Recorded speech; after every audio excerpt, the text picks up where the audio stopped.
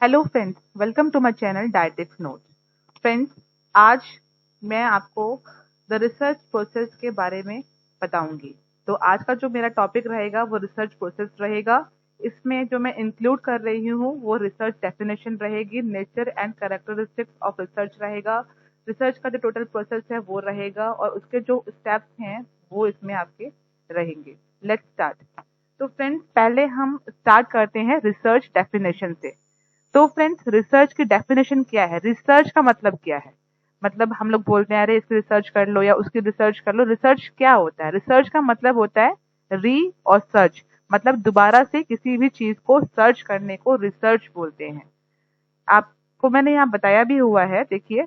Research is a scientific and systematic search for various information about a specific topic.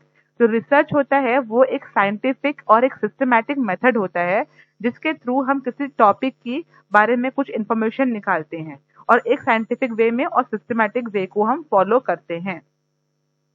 It's a systematized effort to gain knowledge.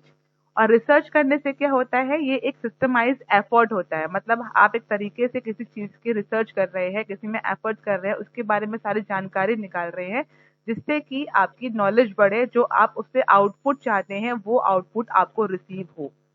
A critical and exhaustive investigation or experimentation having as its aim the revision of accepted conclusions in the light of newly discovered facts। तो क्या होता है research से? क्या होगा, आपका एक तो रिवीजन होगा, आपको कंक्लूशंस पता लगेंगे, आपका एम जो रहेगा उसका आपका जो आपको जो आउटपुट चाहिए वो आपको मिलेगा और हो सकता है कि उसमें कुछ नई चीजें भी आप डिस्कवर कर सके रिसर्च के थ्रू। अब हम पढ़ते हैं nature and characteristics of research. Research का नेचर कैसा होता है, रिसर्च का कैरेक्टरिस्टिक्स कैसी होती है? ये हाईली पर्पसिव है, इससे पर्पस सॉल्व होता है।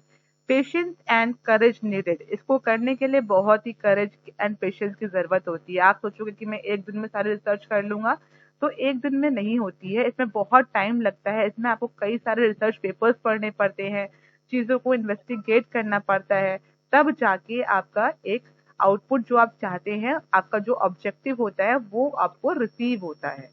सिस्टमैटिक प्रोसेस, ये एक सिस्टमैटिक प्रोसेस है। इसको आपको एक सिस्टम जो फॉलो करना है उसको फॉलो करके ही आप इस प्रोसेस को आगे बढ़ेंगे।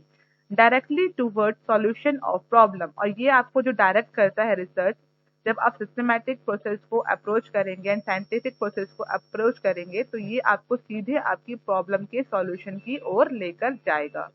Based on experiments and observation, जो रिसर्च होती है इसमें हम रिसर्च पेपर्स पढ़ते हैं, सारे रिसर्च के सारे इन्वेस्टिगेट करते हैं, तो वो सारा जो होता है जो हमारे प्रीवियस जो रिसर्चर्स होते हैं उनके एक्सपेरिमेंट्स एंड ऑब्जर्वेशन पे वो बेस्ड होता है।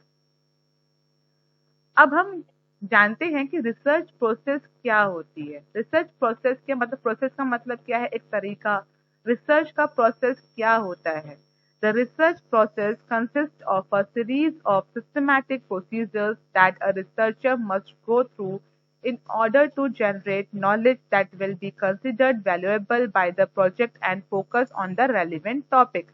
रिसर्च प्रोसेस क्या होती है? एक सिस्टमैटिक एंड साइंटिफिक प्रोसीजर होता है जिसको आप फॉलो करके अपनी नॉलेज को जनरेट करते हैं और अपने ऑब्जेक्टिव्स को और जो आउटपुट आप चाहते हो उसको आप अचीव करते हैं। तो ये टोटल जो रिसर्च है, ये रिसर्च प्रोसेस पे आपका सारा का सारा ये सब चीजें आती हैं। नेक्स्ट, अब हम पढ़ते हैं कि रिसर्च प्रोसेस के स्टेजेस क्या रहते हैं। वैसे तो कई कई बुक्स में आपको 7 स्टेजेस भी मिलेंगे, लेकिन यहाँ पर जो मेन स्टेप्स होते हैं वो ये 6 स्टेप्स होते हैं। स्टेज 1 जो होता है वो होता है फॉर्मेशन ऑफ रिसर्च। स्टेप 2 होता है फॉर्मेशन ऑफ हाइपोथेसिस। स्टेप 3 जो होता है formation of research design. Step 4 जो होता है वो collection of data. And step 5 जो होता है वो analysis and interpretation of data. And step 6 जो होता है वो जनरलाइजेशन होता है। तो पहले हम पढ़ते हैं स्टेप 1 के बारे में, फॉर्मेशन ऑफ रिसर्च। फॉर्मेशन का मतलब होता है किसी भी चीज का जन्म होना या किसी भी चीज को फॉर्मेट करना, या आपको फॉर्मेशन ऑफ रिसर्च का मतलब है कि आपके दिमाग में एक टॉपिक का आना जिसके बारे में आप चाह रहे हैं कि मुझे इसकी पूरी इंफॉर्मेशन चाहिए, मैं जानना चाहता हूँ इसका क्या मेरा ये है, क्या ये क्या इन्फॉर्मेशन आप नॉलेज गेन करने के पर्पज से उस टाइटल के बारे में सोच रहे हैं, या आप उससे कुछ आउटपुट लाना चाहते हैं, या आप कुछ नया फैक्ट को डिस्कवर करना चाहते हैं, ये सब आपका फॉर्मेशन ऑफ रिसर्च है। रिसर्च में आपका जो है वो सब्जेक्ट आएगा, वो टाइटल आएगा, जिसके बारे में आप अपना इन्वेस्टिगेशन करना चाहते हैं। सेकंड जो स्टेप है वो है फॉर्मेशन ऑफ हाइपोथेसिस। जब आपके दिमाग में एक आइडिया या एक आइडिया जनरेट हो जाता है, टाइटल आपके दिमाग में आता है कि मैं इस चीज पर रिसर्च करूंगा, तो उसके बाद का जो स्टेप होता है वो आपको हाइपोथेसिस को वो फॉर्मेट करना होता है। मतलब आपको हाइपोथेसिस भी सोचनी होती है। फॉर्मेशन ऑफ हाइपोथेसिस, हाइपोथेसिस के मैंने यहाँ पे डेफिनेशन लिखी हुई है।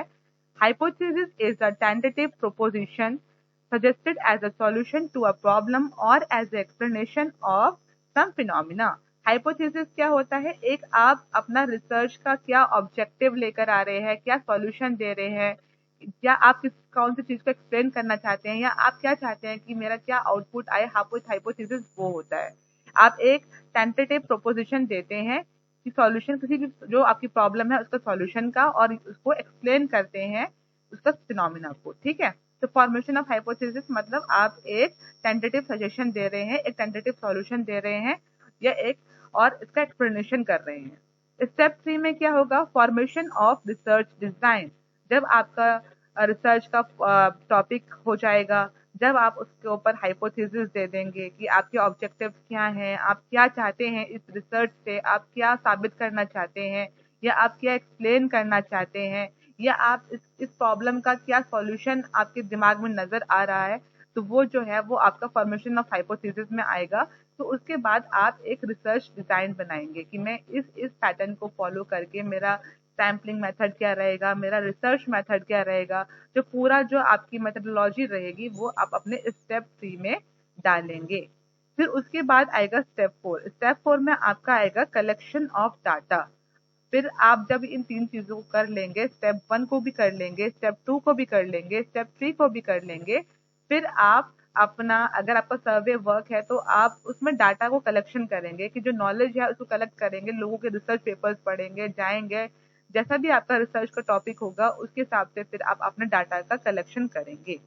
फिर आता है आपका स्टेप 5। जब आपका डाटा कलेक्शन हो जाएगा तो उसके बाद फिर आप डाटा का इंटरप्रिटेशन करेंगे, उसका एनालाइज करेंगे, उसको कहीं एक्सेल शीट में मेंटेन करेंगे, फिर उसको एनालाइज करेंगे, फिर जो आपका आउटपुट आएगा वो उस रिजल्ट तक बढ़ेंगे। फिर आएगा आपका जनरलाइजेशन, मतलब यहाँ पर आप अपना आउटपुट डिक्लेयर करेंगे कि आपने इस रिसर्च के थ्रू क्या इन्फॉर्मेशन निकाली है, क्या आउटपुट आया है आपका, उनको आप समराइज करेंगे, वो आपका जनरलाइजेशन में आएगा। फिर से मैं एक लिए शॉर्टली आपको बता देती हूँ। फॉर्मेशन ऑफ रिसर्च मतलब टॉपिक का दिमाग में आना और उसका कि मुझे इस चीज पर रिसर्च करनी है। फॉर्मेशन ऑफ हाइपोथेसिस मतलब आपको अपने ऑब्जेक्टिव क्लियर करने हैं कि आप किस तरीके से अपने ऑब्जेक्टिव की ओर बढ़ेंगे और कैसे क्या करेंगे। स्टेप 3 में आपका आएगा फॉर्मेशन ऑफ रिसर्च डिजाइन। इसमें आप एक डिजाइन को फॉर्मेट करेंगे कि मैं इस मेथडोलॉजी को साइंटिफिक मेथड से, कि रिसर्च मेथड क्या रहेगा, सैम्पलिंग मेथड क्या रहेगा, डाटा कलेक्शन का मेथड क्या रहेगा, वो सब आप इस रिसर्च डिजाइन में बनाएंगे। फिर उसके बाद आप डाटा को कलेक्ट करेंगे, फिर डाटा को आप स्टोर करेंगे और उसको एनालाइज करेंगे, फिर उसके बाद आप समराइज करेंगे। यही जो पूरा का पूरा होता है, इसको रिसर्च प्रोसेस बोलते हैं। थैंक यू फ्रेंड्स, होप आपको ये वीडियो अच्छा लगा होगा। अगर ये वीडियो आपको अच्छा लगा है तो प्लीज लाइक कीजिए, शेयर कीजिए एंड सब्सक्राइब कीजिए। Don't forget to press the bell icon. और अगर आप कुछ और टॉपिक पे भी कुछ जानना चाहते हैं तो प्लीज कमेंट सेक्शन में जरूर मेंशन कीजिएगा, मैं उसके ऊपर भी आपको एक वीडियो बना के बताऊंगी। Thank you.